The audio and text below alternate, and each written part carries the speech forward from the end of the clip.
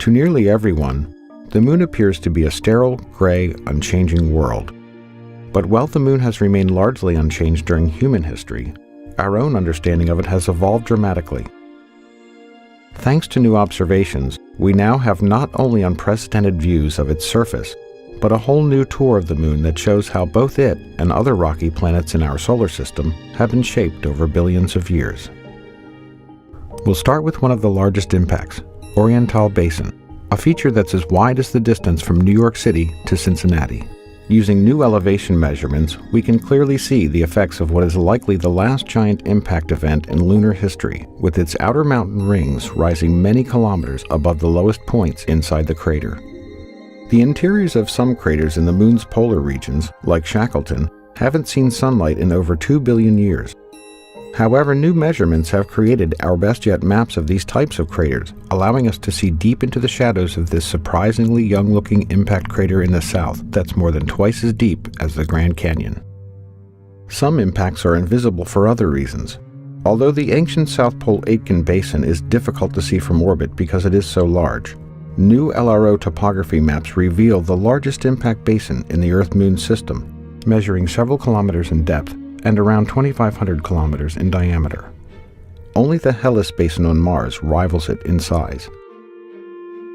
One of the youngest large-scale impacts on the Moon is the Tycho crater. This fresh crater may have formed only 108 million years ago, when dinosaurs roamed the Earth. We now also have an extreme close-up view of the crater's central peak, revealing a mountain with sharp edges, building-sized rocks, and a central boulder about the size of a baseball stadium.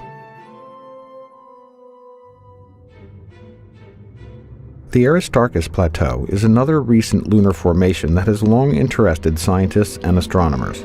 The crater itself formed in the same era as the Tycho crater, and what appear to be snaking river valleys were actually carved by ancient lava flows.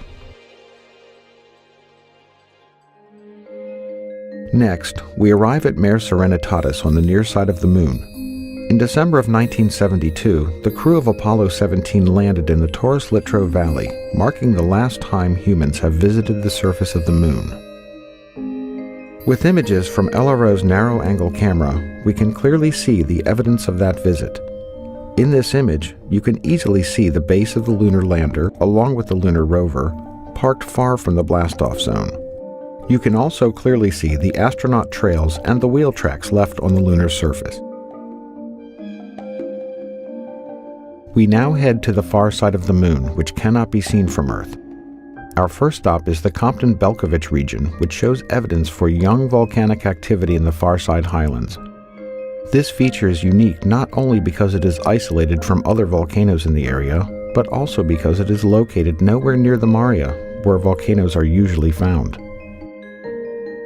Also, on the far side, we find the Jackson crater, which, like the Tycho crater on the near side, has an extensive and complex ray system.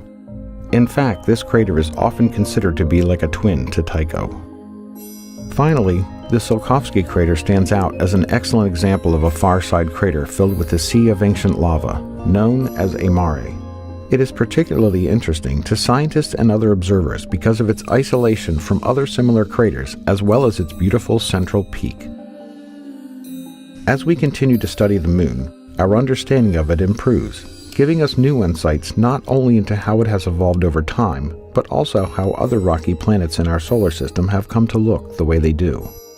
With new missions, new instruments, and new technologies, we will continue to improve our knowledge of the Moon and better understand the history of our solar system.